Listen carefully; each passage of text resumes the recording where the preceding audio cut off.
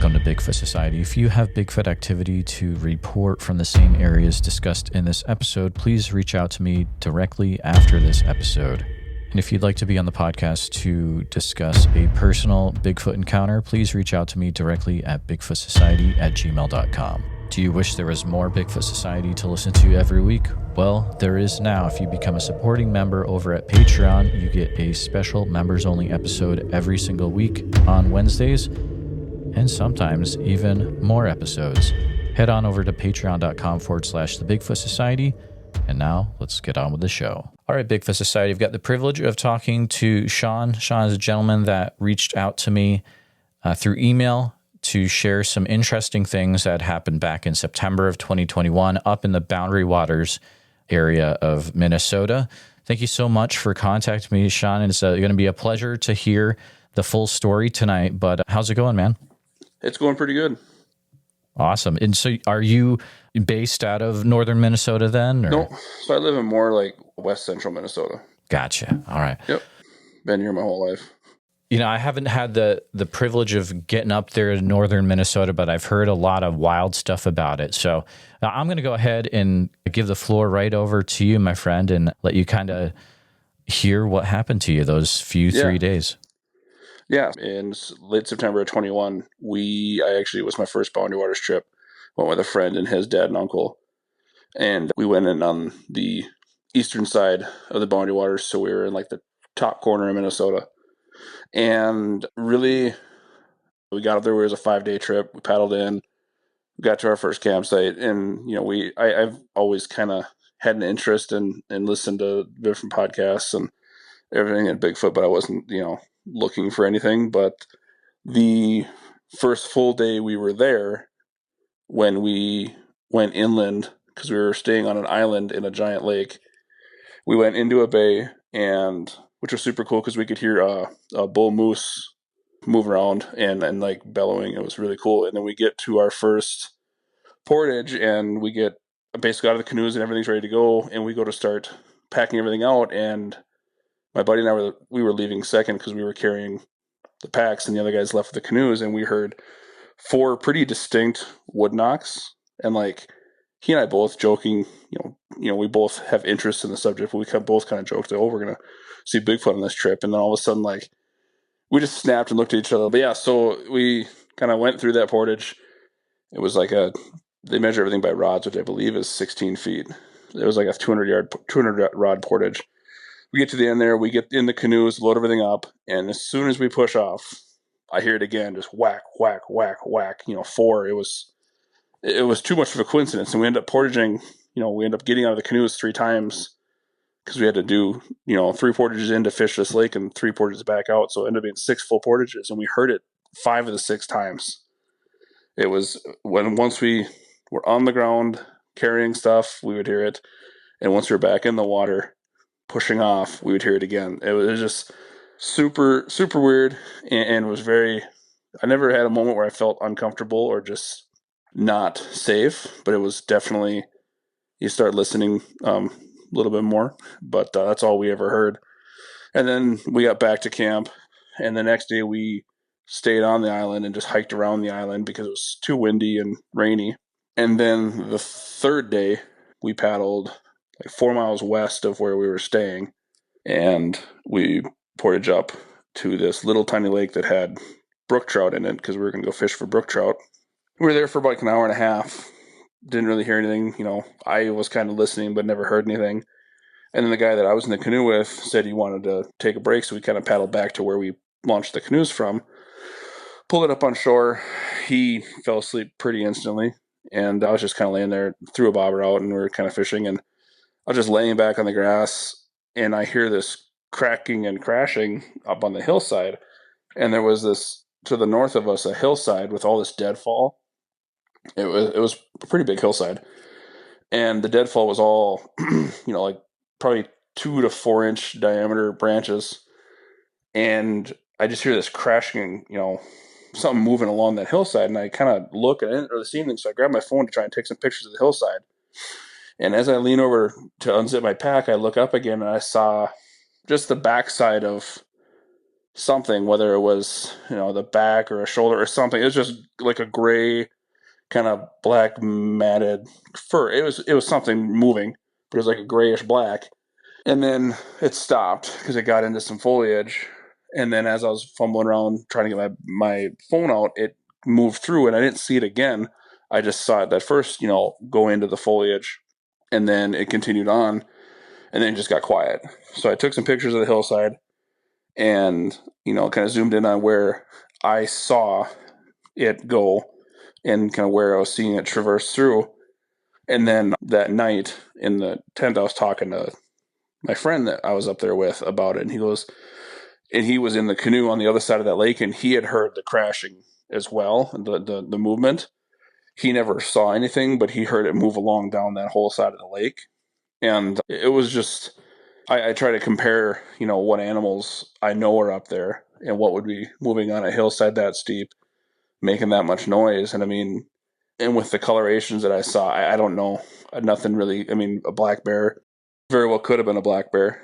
I just was making a whole lot of noise, moving pretty fast, and it was just kind of a coincidence. And then that night, after we paddled all the way back, it was just my friend and I, his dad and uncle were hiking on the island. They were just looking around for mushrooms or stuff to forage, and we were kind of fishing off a boulder, and he elbowed me and looked across, and I didn't see it, but he described something, a figure or something, about, it was 200 or 300 yards across the lake to the nearest point we were at, scramble up from the shore into the rocks and foliage. He couldn't tell if it was on 2 feet or 4 feet, but it moved pretty quickly.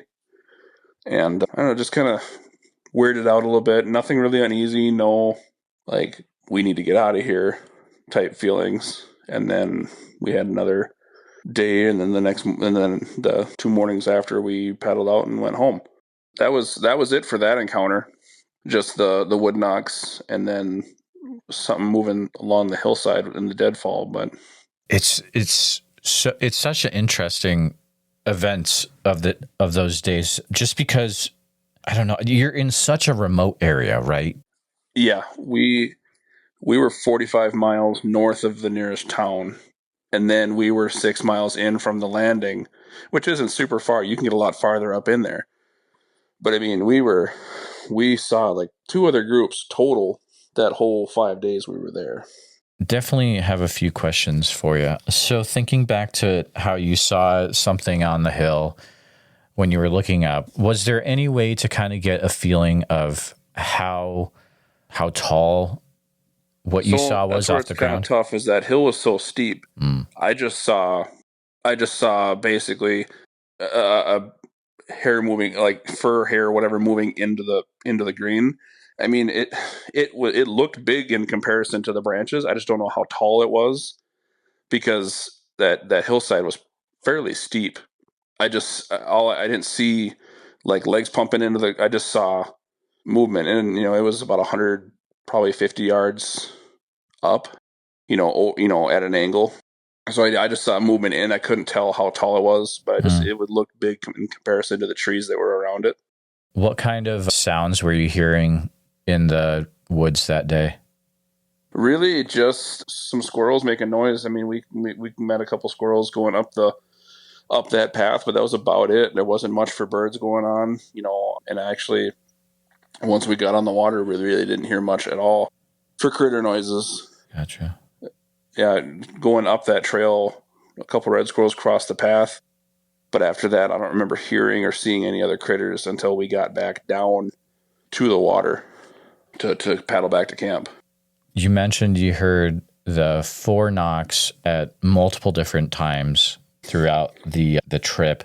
Did you hear any other sounds that didn't really belong, or that kind of were like, that's kind of weird to hear that here? I mean, no. Besides, and the moose bellowing and like that big noise they make, that definitely is natural. But it was just I don't know. I haven't been able to find a video that sounds exactly like that one, but it was off through the trees, so it's probably distorted a little bit. But we didn't hear anything else that was not anything I've encountered before, besides the wood knocks. Gotcha. At any point, did you smell anything that was pretty strong or any weird smells? Besides myself after 5 days, no. Right. Yeah. The water was too cold. No, really, no. We didn't notice any smells. Gotcha. You'd mentioned that someone else in the party had also seen like a dark figure scramble up from the lakeside. Remind me, was that your dad or your uncle? No, so that was my buddy. Okay. So I was there with my friend and his dad and uncle. So they invited me. It was the three of them. Have always gone up there. So he and I were kind of off doing our own thing most of the trip when we weren't all canoeing. But yeah, he saw it when we were fishing together across the lake to the nearest point. Was he an individual that he would have been thinking about Bigfoot as he's going into this, or how was he thinking about Bigfoot? I mean, he wouldn't be like everything's going to be Bigfoot, right? But we both have an interest in the subject, and we talked about the wood knocks. I mean, when we got back to camp, we kind of just the two of us talked about it a little bit because the other guys were kind of poo-pooed it. They're like, well, we've been up here a million times and we've never heard or seen anything weird. And it's like, okay, that's but no, he and I talked about it a little bit. I mean, we both had the same idea. I was like, that's weird. The fact that it happened the second time it happened, that's really interesting. And then it just kept happening. And I thought I had, I was listening. I listened to that's my daughter, and I listened to Bigfoot podcast when we're driving, and she's 6.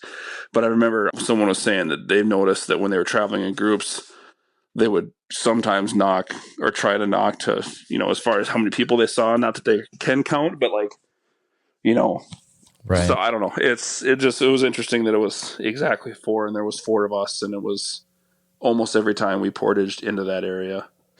That's an interesting theory I haven't heard before, actually. That's kind of fun to think about. Sasquatch Chronicles. Okay, gotcha. Something that might be interesting as context was probably a lot of listeners don't know. Can you describe what it means to portage?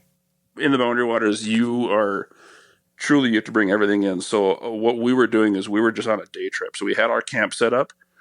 We had fishing gear and rain gear. And what we would do is, you're in the canoe, you get to the spot, and they have trails marked. It's not super heavy, but you'd get out of your canoe, you load all your stuff up, you carry your canoe across a tract of land, and you get back into a spot. So we off the big lake, we paddled into a bay, landed the canoe, carried our canoes and our gear, to another lake, paddled across that lake, carried the canoes and gear to another lake, and then fished that third lake or fished that other lake in. So you have to bring everything across. So we had to make 2 trips every time to carry all of our gear and then carry the canoes. You're spending a lot of time not on the water when you're doing that.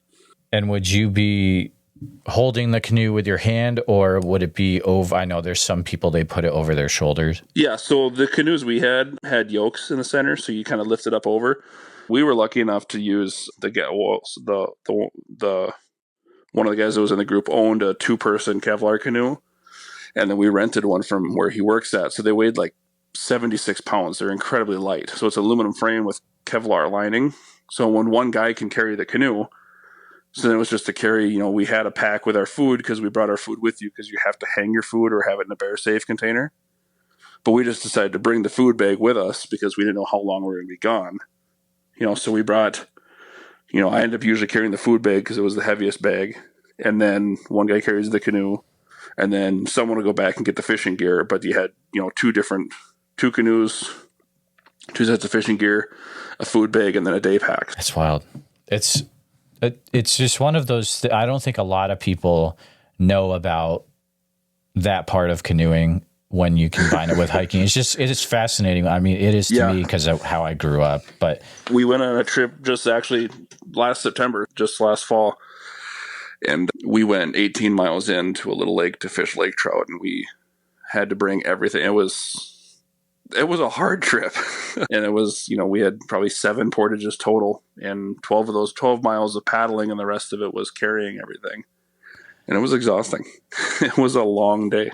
Have you been back to that area since that time? Not to that area. Okay. No, this time when we went in on the opposite side. We went in more by Ely, Minnesota, which is farther west of where we were.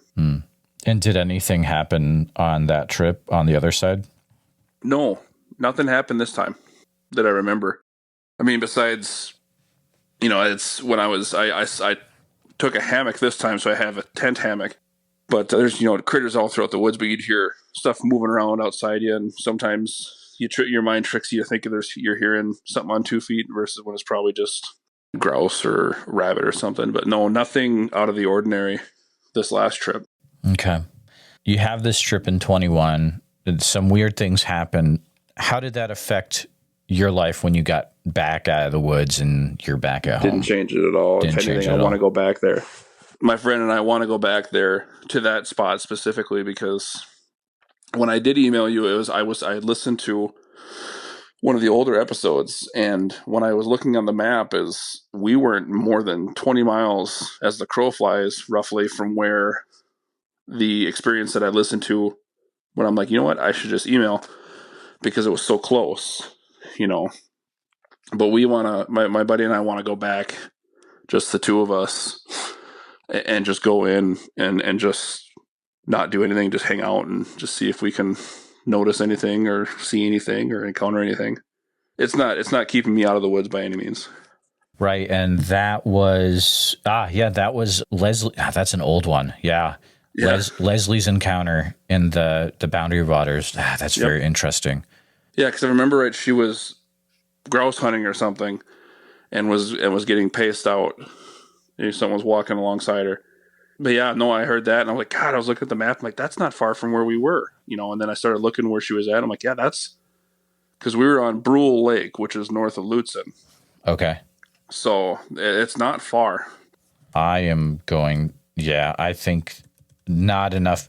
That's so old. A lot of people probably don't remember that one. And I'm probably just going to tag it on to the end of this, to be honest. And when you got back home, so we know that one that was on my show happened about 20 miles away. Did you look up to see if there were any other incidents that occurred in that area? Yep. Not in that. I haven't read anything else in that area. I've looked at different. It's so hard because I've looked up, tried to look at the BFRO and other sites, and I've looked at I've just Google searched or searched on podcast histories like yours, and then a couple of other ones I listened to, just try to find other ones. I haven't found a whole lot in that area, but there's a Boundary Waters Facebook page. There's a lot of people that talk about they're encountering hauntings, but then they're also having things thrown in their camp. I'm like, well, that would make sense. But nothing too far and nothing too much in that area that I have been able to find, but I haven't looked at it too much. And that's been a few years since I did look last. But my friend and I do want to try and plan another trip to go up there purely just to try and invest, just to look for one or try and have another encounter. So we know that definitely the Boundary Waters has got some Bigfoot action going on. Have you heard of any other places in northern Minnesota that have had things happen Bigfoot related? I'm trying to think of north of Bemidji. I've heard of. I've read a couple of reports that would be more central northern Minnesota, but I don't remember off the top of my head. One thing I didn't ask is, at any point during the trip in 21, when you're experiencing the wood knocks, you saw something up the hill, things like that. Did your emotional state change in any way, or how you were feeling, or how were you reacting to that? No. Nothing really made me fearful or unnerved at all. It was just, that was weird. That's a weird coincidence kind of feeling. It wasn't ever, I never felt like I shouldn't be there, or something was wrong. Sometimes people are really affected. Sometimes not. You never know how it's going to affect you, for sure. But it's a very interesting area, and I feel like there's probably going to be a few people that listen to this, and it's going to stir a little bit of I hope so. hornet's nest. So, do you mind stating again So you said Brule Lake, right? Brule Lake. It's a giant lake north of Lutsen, Minnesota. Gotcha. So that's the area we're looking at, guys. The, let's say, 20-mile radius around Brule Lake. So if you've experienced anything up there, please reach out, or you can always leave stuff in the comments as well. We're going to listen to the other interview that was from a few years ago in a few minutes. But Shawn, thank you for reaching out. I'm glad we were able to get this documented. Absolutely.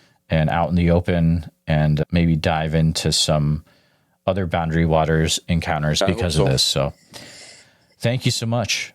Thanks for having me on. It feels nice to actually talk about it, with people other than just friends. All right, Bigfoot Society. Today I've got the privilege of talking to Leslie, who's an outdoors woman and bow hunter. Thanks for coming on the podcast today, Leslie. How's it going?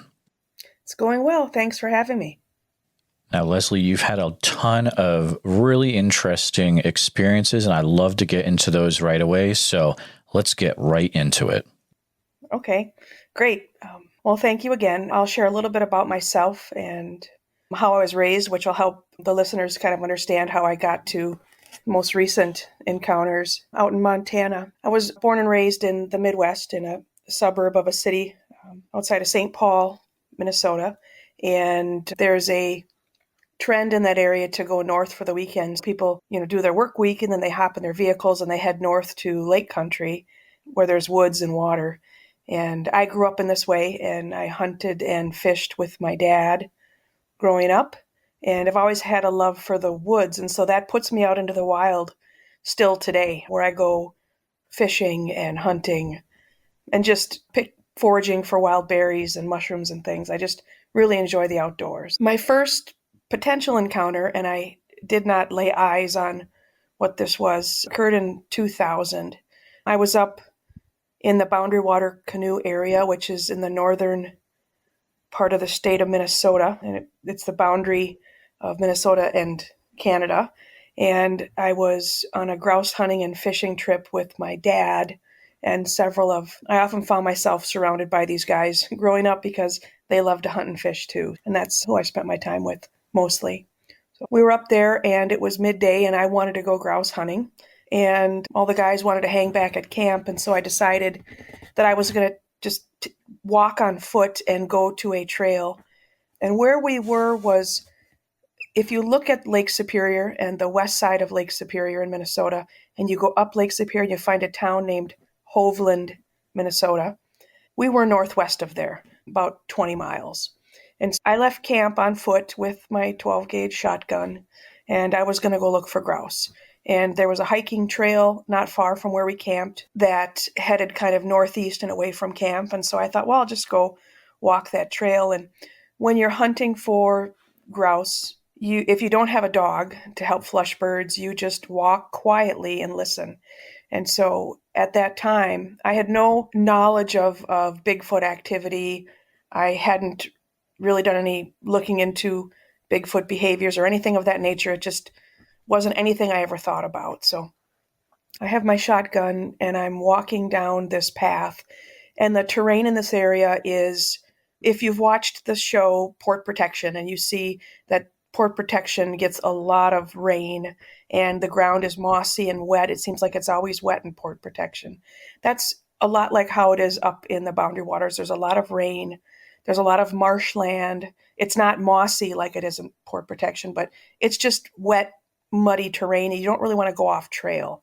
And so there was a hiking trail that was at least 5 miles long, if not longer. And I thought, well, I'll just hike down this trail real quiet and look and listen for grouse. And so without a dog, you just walk real slow, try not to make any noise. And you might take 20 or 30 steps and then you stop and you listen. And grouse are going to make a real quiet noise that sounds like water droplets. And so you stop and you listen for the grouse to make noise, and you watch for them, down on the ground, or you might look up in trees. They might be perched there. But that's what I was doing, as I was just taking a hike by myself, very slow, and watching for grouse. And I was about probably a half mile down this trail, and kind of moderately dense forest around me. And the trail was mostly hard-packed mud, so I wasn't making any noise when I was stepping and walking and stepping over rocks. It's a very rocky terrain up there. And I would stop and listen. So at one point I stopped taking a step and listened, and I heard a step off to the side of me. And I forget, since it was 2000, I forget it was left or right side of me, but I heard a footfall after I stopped walking. And I thought immediately it's probably a grouse. And so I just turned all my attention in that direction and just listened, and I heard nothing. And I stood there waiting for this grouse to move, and nothing moved. And so I just continued taking a few steps, and I thought, I wonder if that grouse is going to move again. And so then I stopped walking again, and I heard another footfall after I'd stopped walking. And so again, I'm staring in this area, and I cannot see what it is that's moving. And I think, well, that's, it's a grouse I can't see. They're pretty well camouflaged, and I figured it was just off far enough where I couldn't see it. So I continued to walk and stop, but then I heard a stick break on one time when I stopped walking. The next step and footfall, a stick broke. And so then I realized I was being flanked by something. And having grown up in the hunting and fishing, I've hunted white-tailed deer, and I've had bear around me, and wolves and coyotes and foxes. And I hadn't been elk hunting yet at that point in time in my life, but I've heard animals walking through the woods, and this was not an animal with four legs walking on the ground. It sounded like a footfall, just like 1 foot setting down. I didn't know what it was, and I thought maybe it could have been a mountain lion, but then I wondered if I would hear the mountain lion or not. And rather than continue on down the path, I just took my gun off safety, and I held it kind of at the ready, kind of my arms were folded and my 12 gauge was up, kind of clutching it against my body, so I wouldn't have to bring it up if I had to shoot in some direction. And I turned and I hustled out of there. And I did stop once or twice on my way back down that trail back towards camp. And this creature was still pacing me. And I couldn't see it. I never saw it. So that was that incident. And I never saw the creature, but I went back to camp and I shared with my dad what had happened. And he said it was probably just a big cat following you, which I've never seen up there. It doesn't mean they don't exist. I'm sure they do, mountain lions. But I've never seen one in the wild. So that was the first incident. And I didn't think much of it after that. I kind of put it in the back of my mind and probably hoped I was never paced again out in the wild. But fast forward to last fall, September 2022, I have a cousin. His name is Mike. And Mike lives in Montana. And he moved from Minnesota out to Montana maybe 40 years ago. And he's an avid outdoorsman, probably one of the best big game hunters I'll ever know in my entire life. Just a real smart hunter and really a good man, good family man. Has a great family. Having my cousin live out there, I've never gone big game hunting or hunting for elk with him. And I reached out and a couple years ago started traveling out to Montana to bow hunt elk with him. Last year was my third year traveling out to bow hunt elk with him. And we were in a new location hunting. We were in the Tobacco Root Mountains, and there were 3 encounters there, which I'll talk about. So I'm going to set this up so you understand who was experiencing these encounters. We had my cousin Mike, who's been an avid hunter his whole life. He's hunted every large game animal you could hunt, probably in the US or Canada. He's hunted a lot his whole life. So he's just a pro. So Mike was out there, a relative of his on his wife's side of the family. He was hunting with us, and my son was along as well, so there was 4 of us. And we had been hunting for several days, and the relative of Mike's wife, he had arched an elk, and that elk was in the cooler or in the freezer and cooler for a couple days, and then or about a day, and he was going to go out and do some scouting, look for fresh elk tracks because we hadn't been seeing elk that week. They weren't calling, they weren't moving. It was pretty quiet.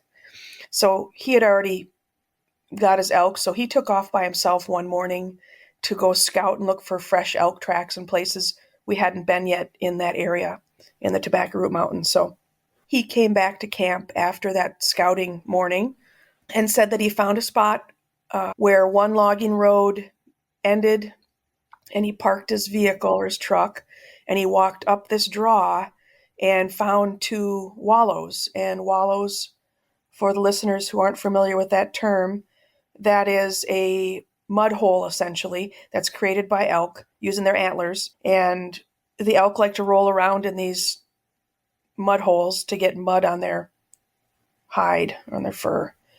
And they like to do it once or twice a day, typically. And so there's all sorts of fresh elk sign around these wallows. So we found 2 wallows, and I'll describe the terrain we were in for this hunt. So he came back from scouting, and he marked the 2 wallows on his Onyx app, GPS style app that we use for hunting. And he shared the coordinates with me, and the decision was made after he had scouted this and found the tracks and found the wallows, that was the best sign that we had seen all week for elk. And so that was probably the best chance, if we were by those wallows, to get a chance to arch an elk. I and my son headed up to this area that evening to go sit, and the plan was to hike up to the wallows and to pick the wallow that looked most active and have my son sit off to, if you were looking uphill, have him sit off to the left side of the wallow, and I would sit off to the right side of the wallow at the same elevation. And with the thermals in the mountains, we expected the breeze to come down the mountain and carry our scent downhill towards where we parked. And so we expected all activity at the wallows. If anything was going to happen with elk, we expected it to come from up high to come down to the wallows that afternoon. So we parked the truck and we hiked up this drainage area, and it's a little bit marshy and mucky, and it's hardwoods and boulders, and you're climbing up this area. And we went uphill up this draw. It took us about an hour and 15 minutes to get up to where these wallows were. And we got settled down. My son was on one side of the wallow. I was on the other. We're about 30 yards away from where the wallow was, but we could see it. And we're just waiting. And we had agreed, my son and I had agreed, we would sit until 7 p.m. and then we would meet back at the wallow and then head back down the draw to where the truck was parked on this dead-end logging road. And so while we were sitting there, my son hasn't really looked into Sasquatch or even talking about it. He wasn't necessarily a believer or a knower or thinking that was a possibility or anything. But we were sitting there, and we had agreed to meet at the wallow, and if anything came up, although neither one of us were expert elk callers, very novice, probably sounded pretty sick making a call. If anything came up, we would call to each other and then meet at the wallow. So we were sitting there. It was very quiet. There was no wind. I could hear nothing moving, no animals, no pine squirrels, nothing. And I heard a tree knock, and that tree knock was uphill from us, a little higher elevation, but it was more over on the left side of the wallow where my son was sitting, but up the draw from him, so further up. And it didn't sound like it was too much further up. And so much like getting the attention of a dog when the dog's ears go up and its head cocks to the side, when that tree knock happened, I immediately, all of my energy focused on that area, and I was just looking and trying to figure out what it was that I heard, because the sound was like taking a Louisville Slugger wooden bat and walking up to a telephone pole and hitting it as hard as you can. Just real loud and distinct, one big knock.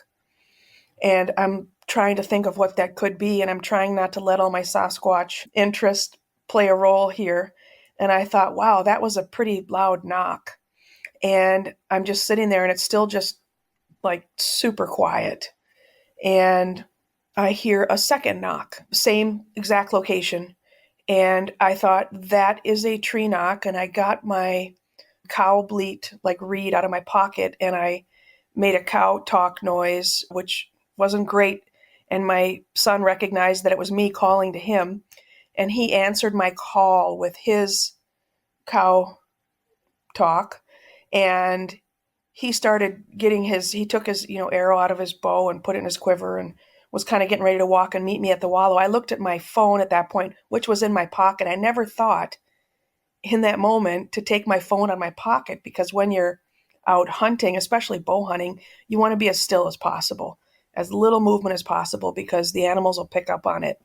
And so the last thing you want to do is quickly reach for something if you think an animal is coming. So I didn't get my phone out before this. Had I thought it was going to be a Bigfoot or possibly a Bigfoot, you'd think, why wouldn't you just grab your phone and start recording at least the tree knocks or something? But that was the furthest thing from my mind. It was really fear and shock, I think I was kind of going into in that moment. So I cow talked to him. He cow talked back. He started getting his stuff packed up to move to meet me at the wallow, as did I. And I heard this creature, whatever it was, which was up the draw and maybe a little left of me, more in my son's direction. I heard it take some steps. It was like 3 or 4 steps. If you looked up the draw, up the mountain, it went from left to right, and then it came down the draw on the right-hand side of me. And all I heard was 3 or 4 steps. And I heard it break a twig downhill from me, but off to my right-hand side, when it had started uphill from me on my left-hand side. So 3 or 4 footfalls, it covered 75 yards or more, 100 yards. It covered so much ground in those step when it snapped a twig. I don't know what could cover that much ground in those few steps unless I didn't hear the steps in between those and they were shorter, or if there was more than one creature around me. But the directions of the steps were that way, from upper left, and then it went across above me in elevation and then came down to my right-hand side. It was heading down the draw in the direction of where my truck was parked. I meet my son at the wallow. He walks up to it. I walk up to it, and he said, what was that? And I said, what did you hear? And we talked about it. I said, let's get off the mountain. And when I had grabbed my phone and looked at it after I cow talked to him, it was 10 minutes to 7. And we had agreed to meet at 7 o'clock at the wallow, but I couldn't wait. I had to get out of there in that moment. And I was worried that these knocks were over by him. And he only had a 9mm that he was carrying, and I was carrying a 10. And so I at least wanted to get us together, so we at least had those 2 handguns, together versus just his alone, should something happen that was, requiring us to pull our guns. I said, let's get out of here. It took us an hour and 15 minutes to get up. It took us about 20 minutes to get down. We semi-ran down the draw to get to the truck, so we're moving pretty quick. We went back to camp. My cousin and the relative from his wife's side were there at camp. They didn't go out hunting that afternoon. They were processing the elk that the other person with us harvested, the day before. So they were in camp processing. There were no other hunters around. There were no other vehicles around, really kind of out there by ourselves. So we go back to camp, and I share with them what happened and what we heard with the knocking and the walking. And the gentleman with us that had harvested the elk, he said, oh, the same thing happened to me this morning. So he experienced exactly, or what I thought was exactly, what my son and I had experienced that morning. But he gave us the coordinates to go back up there that evening to sit for the hunt. And so we went up there not knowing that had happened to him. But I described where this creature walked and its footfalls and how far it got. And he said exactly the same thing in terms of the knocks and where they came from and the walking away. So I thought that was too much of a coincidence to not cause alarm for me. And so sitting around that evening, we decided that the next day, the 4 of us were going to go hunt that area because that's where the elk tracks were. And we really wanted to harvest another elk. And so that particular area in the Tobacco Root Mountains, the road that I had parked on the night before and walked up, that was a lower logging road. There was a logging road above this area as well. So you could drive the upper logging road and park and then walk down this draw. The next morning, my son and this other gentleman drove on the upper logging road and parked. And the plan was for them to come down the draw. I'm going to say it's east of the wallows. That's where they came down the draw. And they stopped at the same elevation as the wallows. And my cousin, Mike, and I parked at the lower area where my son and I parked the night before and went up the draw. And we went up to where the wallow was that my son and I were hunting on at the same elevation the other 2 guys were at. And together at that time, they were bugling and cow talking back and forth.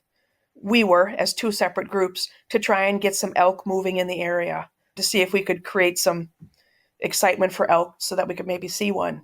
This other gentleman would bugle or cow talk, and then my cousin, who's an expert caller, he would do the same back or a similar call or answer. We did this for a little while until my cousin and I were standing by the wallow and doing this cow talk and bugling and just having periods of quiet time, 10 minutes of just standing there listening. And then there would be more talking, cow talking or whatever. We were hunting, basically. There was a tree knock in the same spot it happened the night before, and the same spot that happened to the other gentleman the morning before. And I just looked at Mike, and he said, "Was that a tree knock?" He looked at me, and I just shook my head yes, or said yes, or something real quiet, because the woods were so quiet. And so he reaches down and he grabs a stick that he finds, and it was thicker than a baseball bat, but he found a stick, and he just held one finger up to me like, hang on a second. And he whacked that stick on the tree to knock back. And when he did that, his stick broke into many pieces. It was like a rotten branch or something, but it was a knock. And he dropped that piece that was still in his hand, and we stood there, and this thing knocked back. So it responded to his knock. And again, this thing is so close to us, we couldn't see it, but it was like knocking what would be probably, if you're in thick woods, imagine 20 yards away or 30 yards away. That's 20 large steps or 30 large steps away is where this knock came back from. And it just felt like it was just so close to us. And I looked at him and probably used some colorful language and said, "Let's get out of here." And unbeknownst to me, he was angled away from me, and he carried his big bear gun on his right hip, kind of in his rib cage area. And my gun is a chest holster gun with a leather strap that goes over it to hold it in the holster. And I didn't know this, but he unholstered his gun, and that side of his body was facing away from me. That side of his body was facing the direction of where this tree knocking was coming from. So he unholsters his gun and looks at me, and he makes a motion with his hand for me to unsnap the leather strap that straps my 10 millimeter into its holster on my chest. And so when he told me to do that and get ready, like I went ashen or all white or something. It was pretty scary. So I knew a guy who spent his life hunting in the mountains for large game, for him to unholster his gun because he feels a threat, that's pretty serious in my book. And I have a lot of respect for his hunting knowledge and everything. So when he's telling me to get ready, I unsnapped that leather strap and I grabbed on, to my gun. I didn't unholster it, but I was ready to if I needed to. So I had my bow in one hand and my other hand up on my handle of my gun. And just as I was unsnapping that leather strap on my holster, whatever this creature was, it let out a sound that I've heard somebody describe in another podcast recently. Actually, Mike called my attention to it, my cousin. But it was a sound of a lot of air leaving, a lot of lung capacity, big lungs, and an exhale with a huff in disgust. So if you can imagine just the most disgusted, loud huff, that if I could assign an emotion to it, I would say disgust. And it was probably about the same time that Mike was unholstering his gun. He unholstered his gun, looked at me and gave me the motion to unsnap that leather strap, which I did, and this thing huffed. And he turned to face the direction of where this thing was huffing from. And it then walked in the same direction it had walked for my son and I the night before, and the same direction it walked for the other gentleman the morning before. And it went down the hill. And again, it was just a few steps and it was out of there. I said we needed to get out of there, and he agreed. And we walked in the direction of where the other two guys were, same elevation. We headed, I'm going to say, to the east or to the right, and walked over to them. And they had heard the tree knocks and they heard the walking because it had walked down the draw between where we were and where they were. And so we walked over there and we were kind of debriefing on what was going on. And that's when the other gentleman who had already harvested his elk, who was there calling and looking for deer while we were looking for elk, he had said that when he had his encounter 24 hours earlier, that he had unholstered his gun and that this creature did that huff at him as well in disgust. And he said the way that you described it is exactly how it happened to me. And so I'm thinking, wait a minute, you had all this information that you didn't share with us, and then you sent us into this area where all these things happen. As it turned out, he unholstered his gun and he ran down the mountain to get out of there. I don't know if he ran, but he got out of there quick because he said that it scared him, whatever it was. He didn't know what it was. Having grown up in the woods and hunting and listening to animals move, I just can't figure out what would have single foot falls and what would make that noise and do the knocks and knock back. And everything keeps coming back to for me. But I didn't lay eyes on it.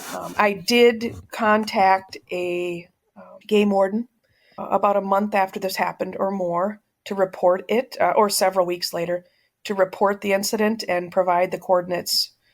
And that particular game warden said they lived 5 miles from that location and would definitely go check it out. So I suggested that he didn't go alone. He would bring someone with, because I didn't see any tracks, but it just sounded like a big animal. It covered a lot of ground pretty quickly. So that is basically the first encounter of, whether it was an encounter or not, the pacing in 2000, and then these three accounts in the same exact area and the behavior that we encountered. Can I ask a few questions before? Absolutely. Okay, that's absolutely incredible. So your cousin Mike is a big game hunter.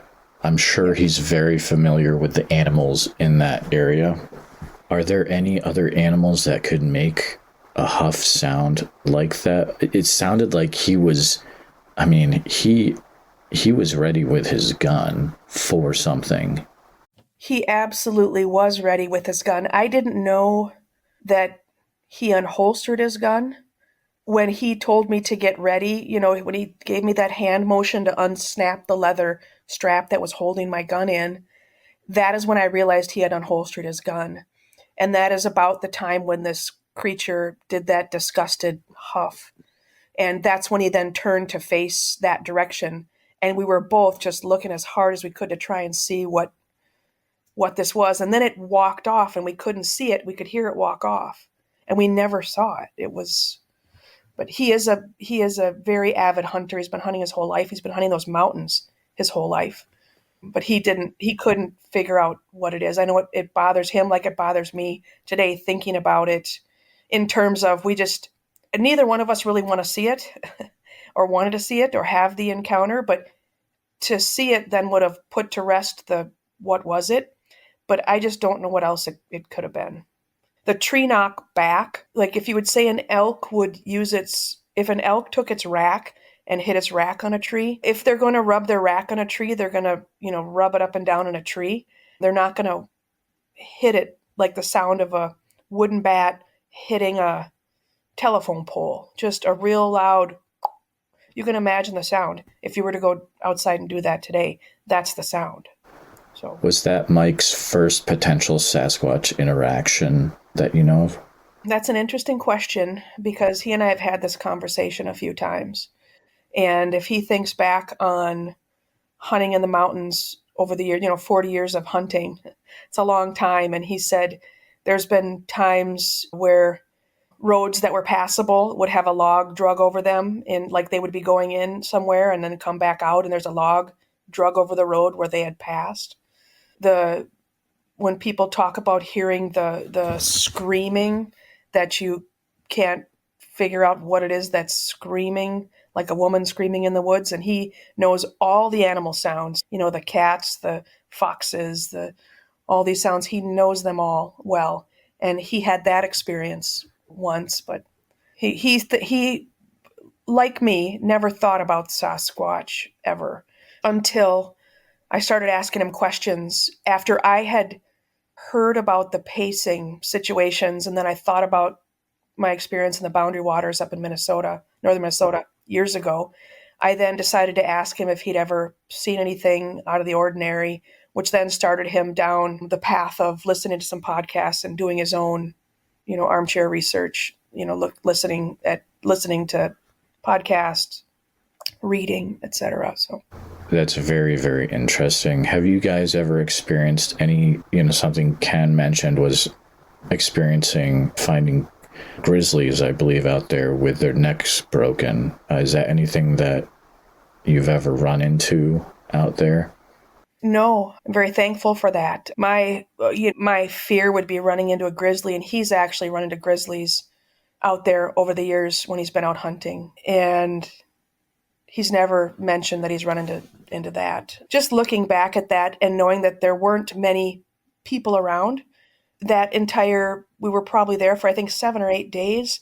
We might have seen 3 other hunters in different places around the mountains. I mean, that's a lot of country to hunt. And it just doesn't make sense to us as we think back on it that it could have been a prank, by another hunter.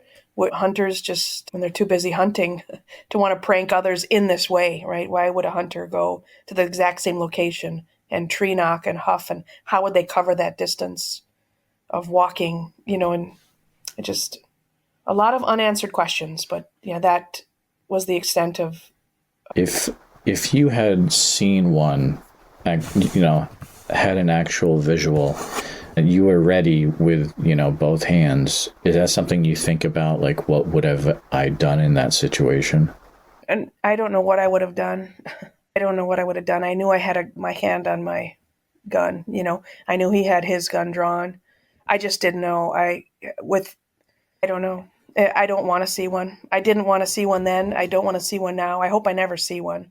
If I do, it would be in a vehicle. It would be a long distance, viewing, or somebody else having a really great sighting that gets recorded or something. But I don't ever want to see one. I hope I never do. I would tend to want to retreat, just from what I'm hearing about the size of an adult, from other sightings.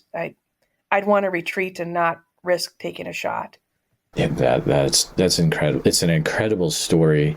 Since the time that you've had that happen, have you heard of similar other interactions happening in the Tobacco Root Mountains?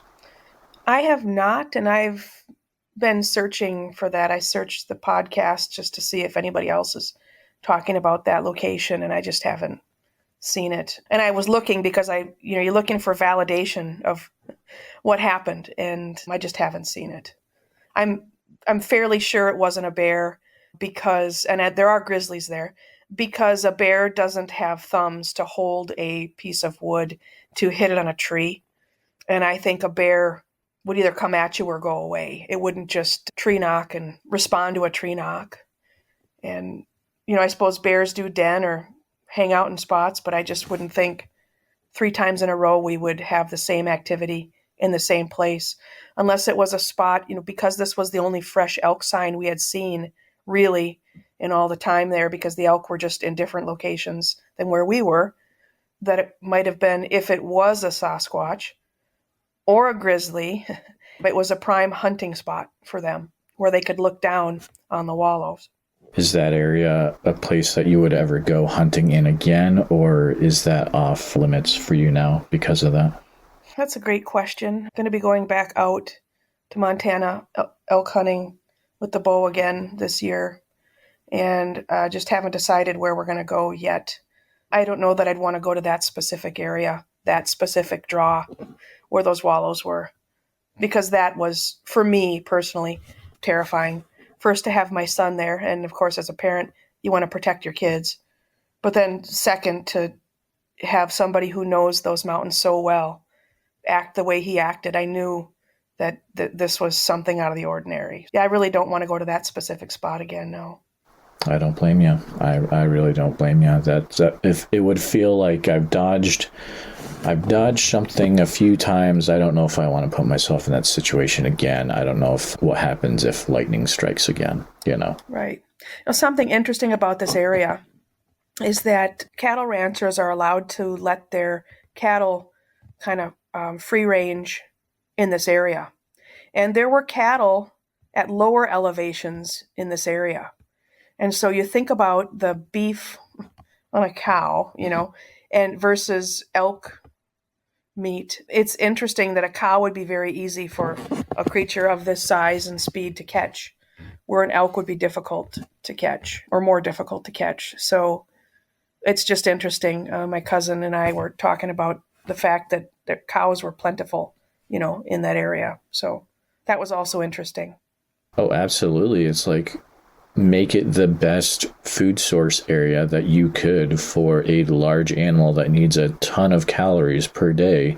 Let's gift wrap some huge burgers that are walking around and have at it, boys, Right. That's phenomenal. Man, I'd love to talk to some of those ranchers. I bet they've had some come up missing for sure if they're free range. But that has been, it's an amazing story. When you were talking to me off camera earlier and on Facebook, you'd mentioned another thing, and this is a totally left-hand turn out of Bigfoot territory, but listeners will find it interesting because of interviews I've had in the past before.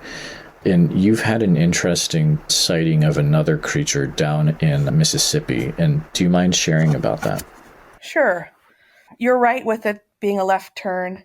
So I'll set up the situation or what was going on. I was driving with my husband from Minnesota down towards Mobile, Alabama on January 1st.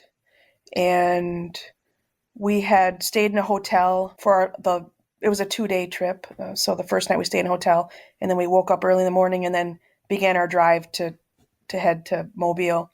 And the sun had come up, and the morning kind of fog had lifted, and we were in Mississippi.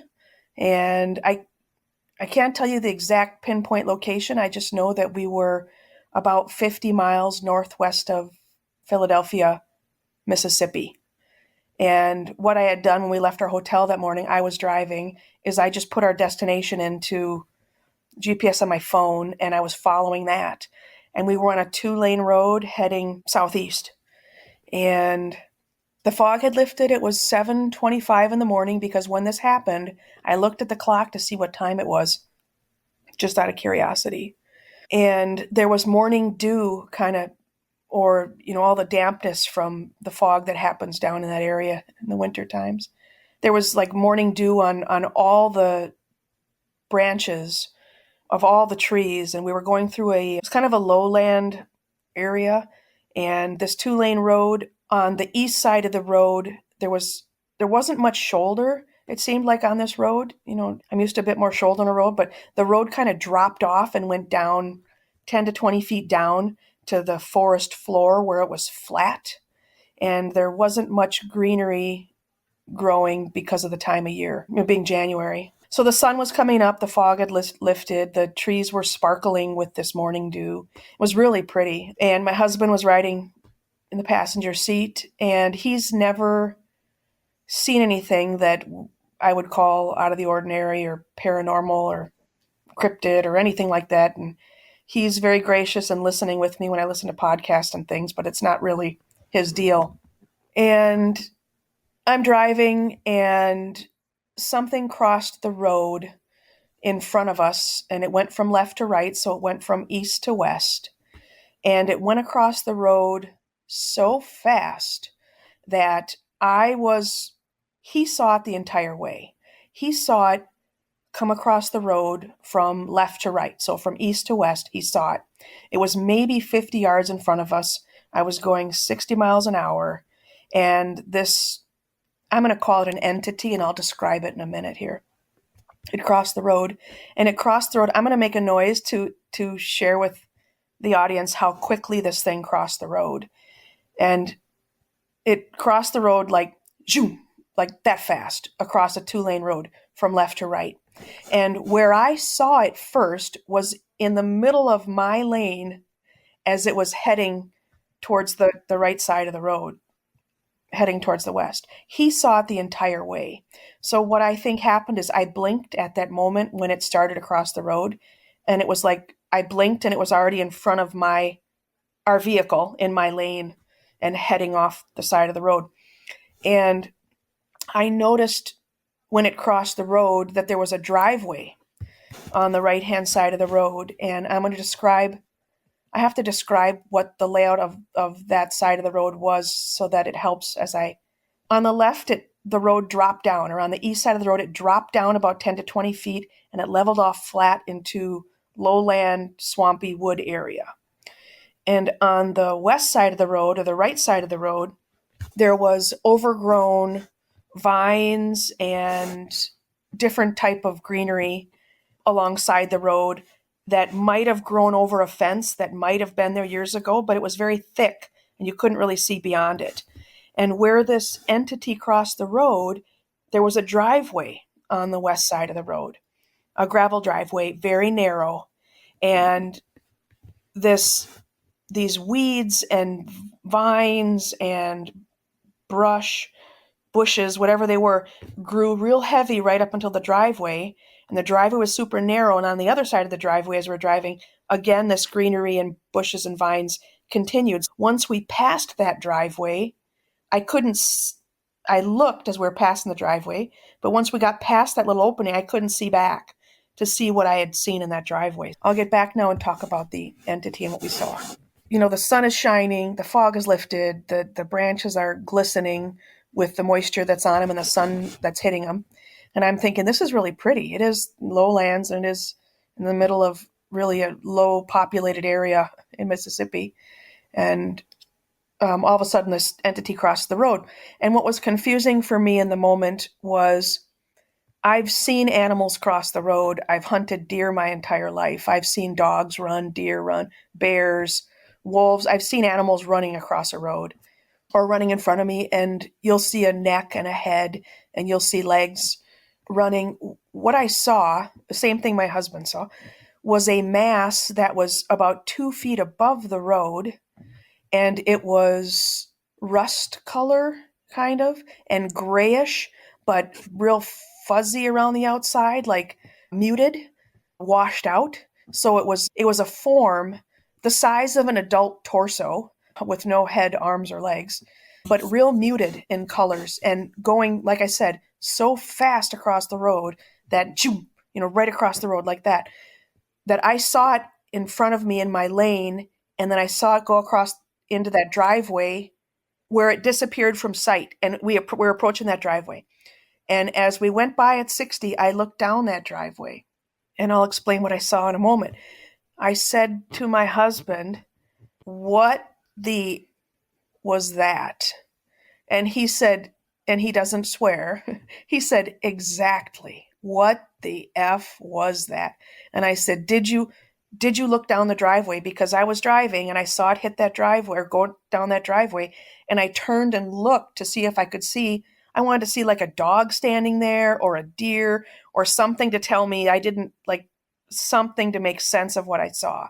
But I know what I saw in that mass moving across the road so quickly was no arms, no legs, no neck, no head.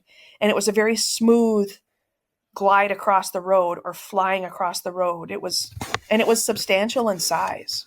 So when I looked down the driveway, I asked him, "Did you look on the driveway?" And he said, "No." And I'm driving and he said, "Go back." And I said, "No effing way am I going back." Because when I looked down the driveway, what I saw, I didn't want to go back to. I did not want to turn around and go back. I said, "I am not going back. We are driving on." And so we spent the next few hours talking about what we saw, and I kept asking him because he has not had experiences and he's always, been a good sport and listening. Stay tuned for more Bigfoot Society. We'll be right back after these messages. I kept asking him, "Tell me again what you saw. Be very detailed. Explain what you saw." And what he saw crossing the road is what I explained to you, the same thing that I saw. And so for me, there was a little peace of mind that there was somebody with me that saw what I saw, but he did not turn his head and look down that driveway, and I did.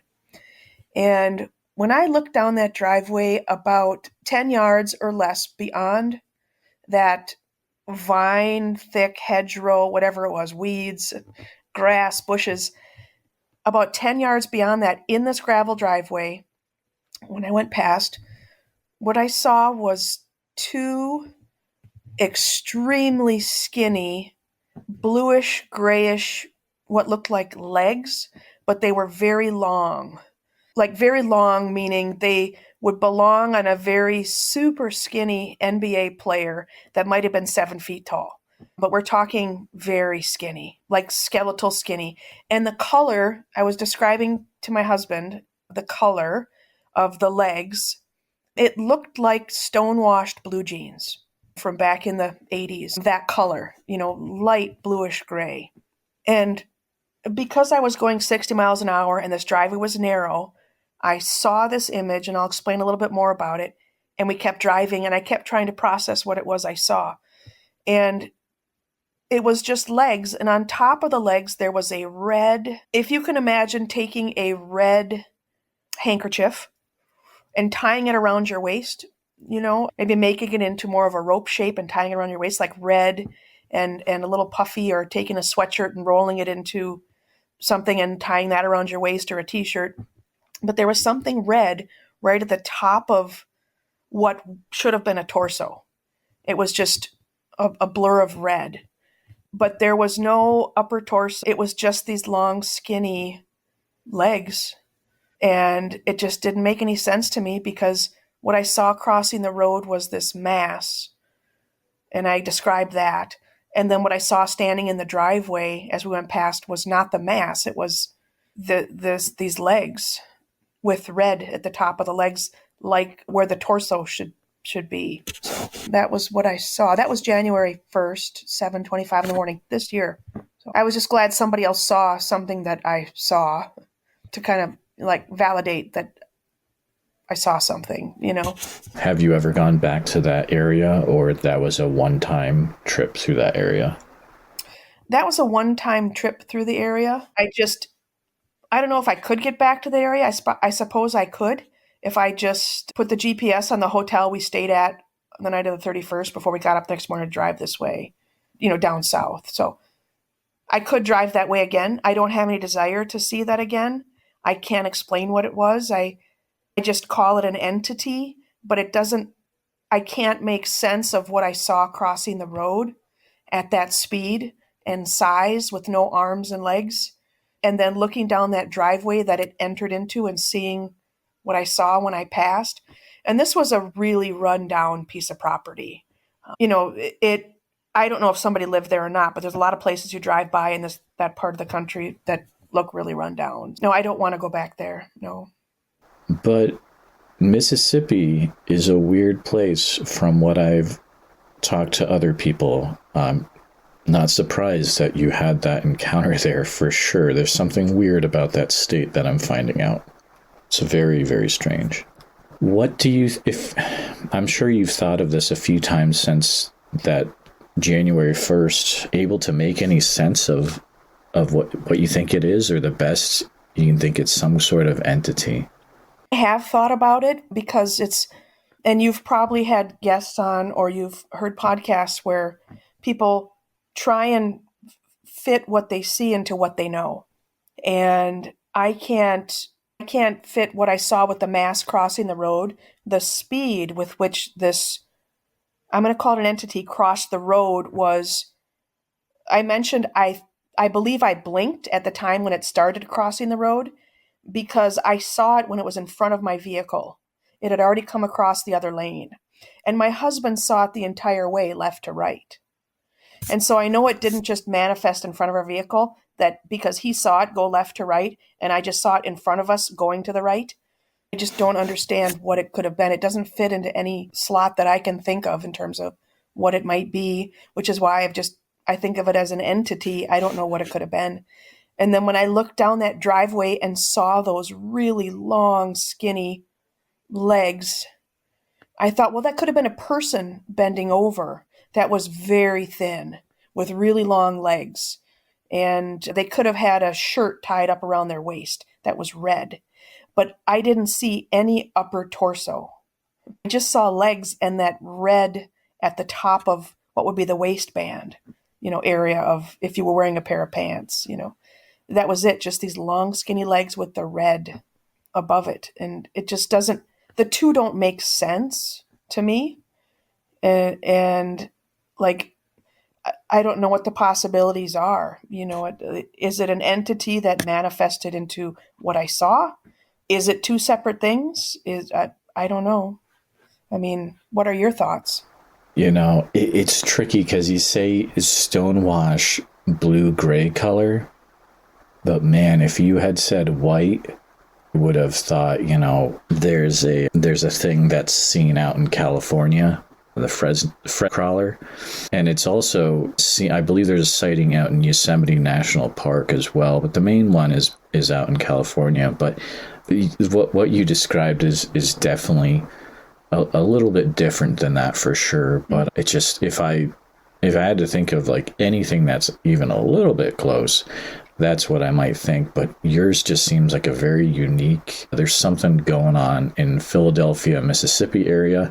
And if listeners know of any other things that have happened that this sounds familiar to them, I would love to hear about it. If you can email me at bigfootsociety@gmail.com or hit me up on any of my social channels.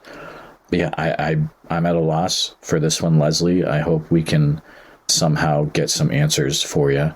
But it's a fascinating story, but I'm not really sure what to do with it. Well, maybe your listeners will have an idea, and maybe they can comment, get in touch with you, because there's power in knowledge, and you got a community out there that all wants to learn more and have conversations around these things. Yeah, I would be very interested to hear if anybody else has seen anything similar in terms of entities, or, like I said, that long set of legs with nothing else but the legs. That was just pretty shocking, I guess. Absolutely. Leslie, it's been really fun chatting with you today about your different encounters, and thank you for coming on.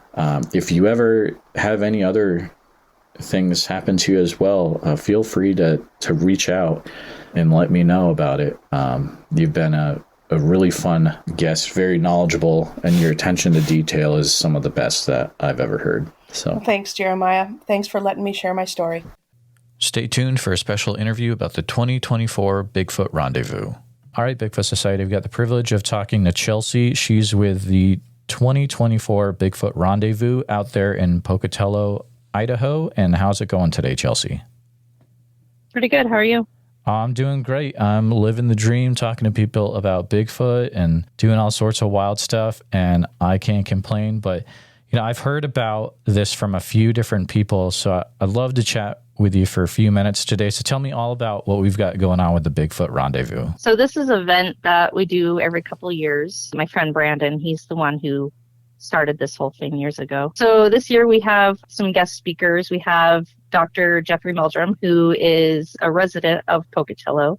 So it's always nice to have him come and speak for us. We have Nico Spadafora. He works over at the North American Bigfoot Center, and he works with Cliff Barrickman pretty closely, so pretty excited about that. We will also have David Ellis, who specializes in vocalizations, and we will also have Mark Marcel, and also Squatch America is going to be doing an appearance at the event as well.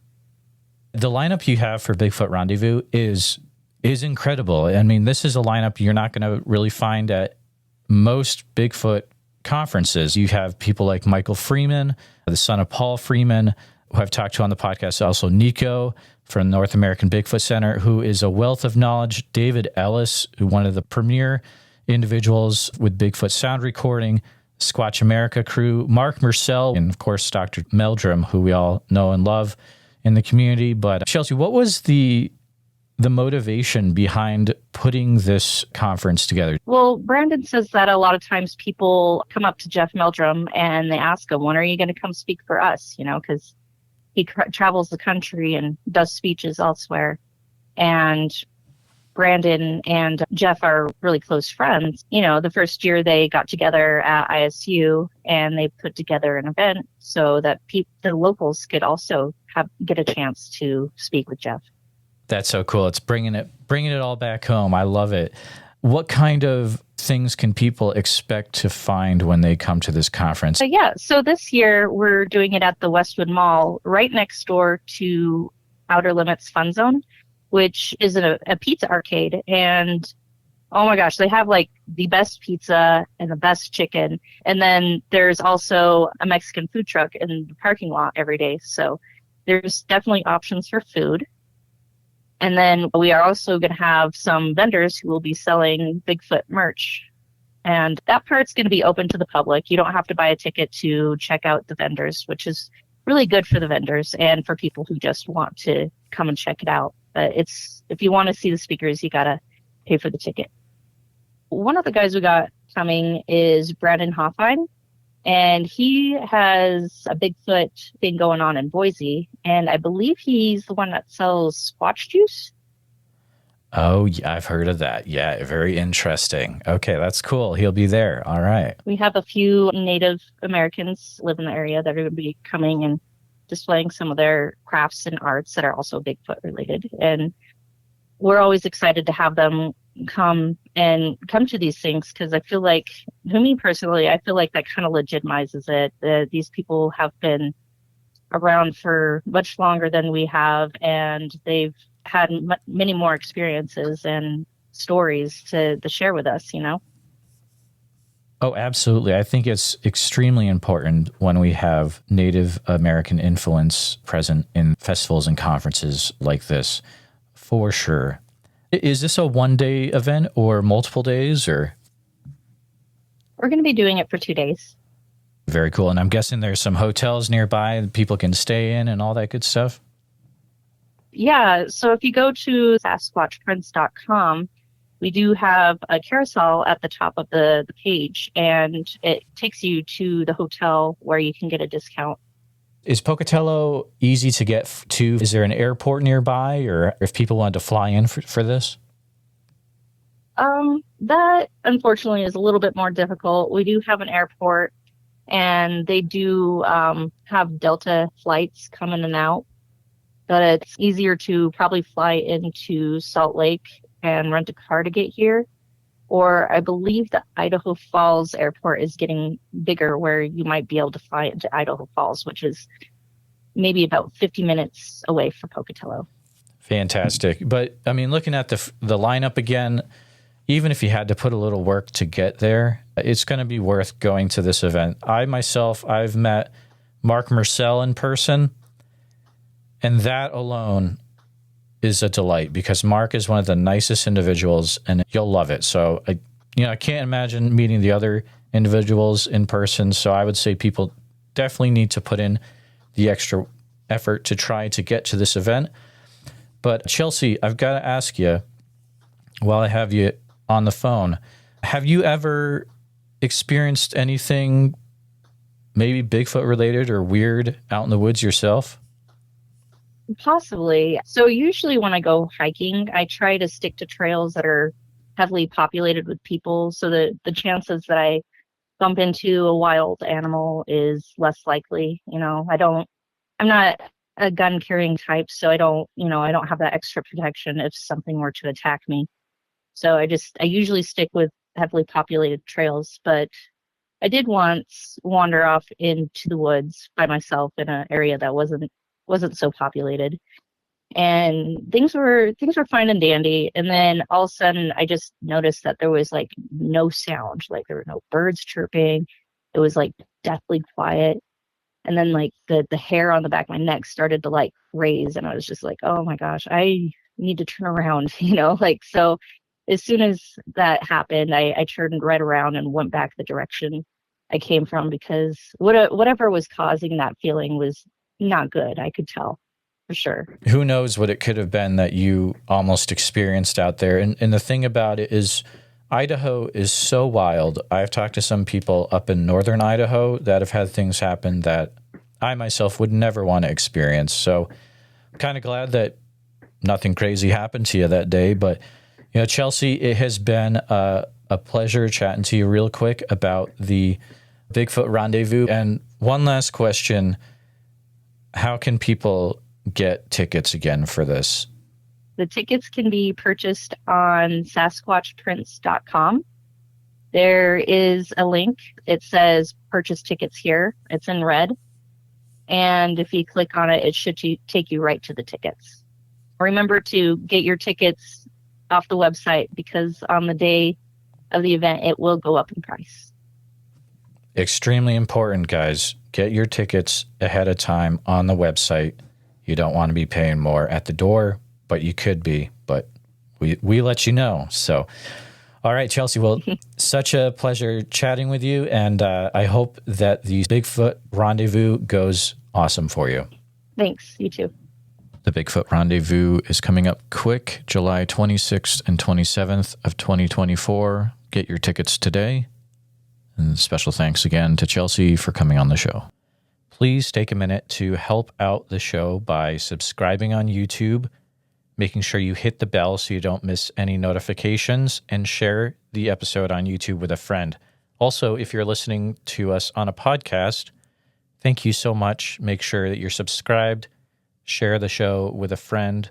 Really, it's all about sharing the show wherever you can. If you've had a Bigfoot encounter related to the following or know someone who has, please reach out to me at bigfootsociety@gmail.com or pass on my email. Here's the list. All right, I'm going to use this space this week to announce that I'll be at the Sasquatch Summerfest in Oak Ridge, Oregon as an attender. I won't be presenting or anything, but I'll be hanging out, trying to interview people that have had Bigfoot encounters. If you're from the Oak Ridge, Oregon area or surrounding and you've had a Bigfoot experience, please contact me directly, bigfootsociety@gmail.com. Also, Priscilla was nice enough that if you get your tickets through SasquatchSummerfest.com and use code Bigfoot Society, you can get 50% off the cost of your tickets, which is a big amount. So code Bigfoot Society to get 50% off your tickets, SasquatchSummerfest.com, and helps out the podcast as well. A special thank you to all the Bigfoot Society Patreon and YouTube channel members. It's your support that helps keep the show going, and I extremely appreciate it. Here at Bigfoot Society, we're headed to the moon, and here's a current update about going full-time. So here we go. As of 5/22, we are now at 202 patrons out of 824 needed. That's 24.51%, almost a quarter of the way there, guys. Brings us down to 622 left to join the Patreon. So a huge thank you to Barbara, Gregory, Dana, Craig, Jeff, Steve, Ricky D, Norm, Megan, Dan, Daddy Chatty, Joe, Eber, Ike, Jules, Josh, Ryan, Todd, Nathan, Gabe, Bill, Lucky, Megan, William, Bobby Joe, and Inger for joining recently. If you want to join in the fun, you can join over at patreon.com/The Bigfoot Society. I'll see you there. And again, thanks for listening.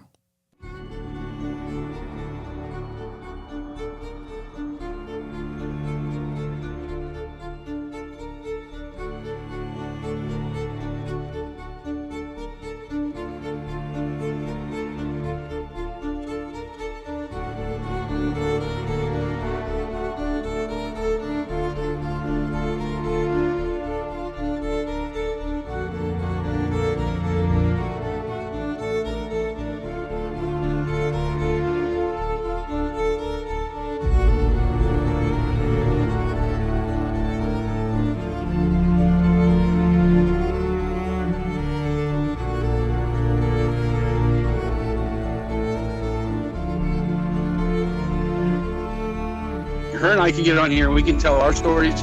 Maybe there's somebody else out there listening that's too afraid to tell their story. Maybe this will give them the courage to come out and not feel so bad about it. Who cares what anybody thinks? I know what I saw. I know what's out there. That's all I care about.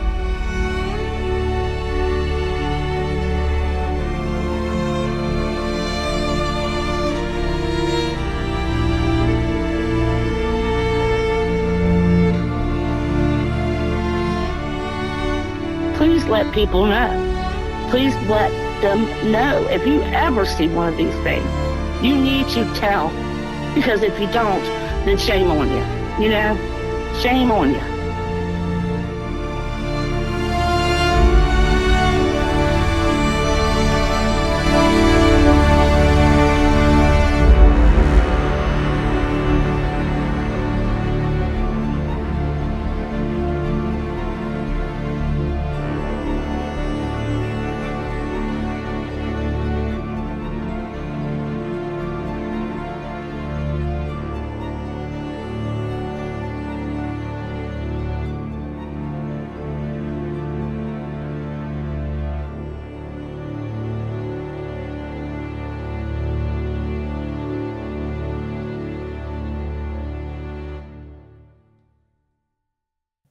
Wait, there's more. Monster Fest 2 is coming up soon in beautiful Canton, Ohio, and I will be there doing a live podcast. If you've ever wanted to meet Bigfoot Society in person, this is the year to do it. My special guest in the live podcast episode will be Justin from Cryptids of the Corn. You will not want to miss this live episode. And then you can hang out with me at Monster Fest. You can go to smalltownmonsters.com to get your tickets. Pre-sale tickets are $20.50, and tickets at the door will be $25. But kids 12 and under are free. How many places can you go to where kids 12 and under are free? Not many. New this year are the live workshops. I'm excited about this. Extremely excited.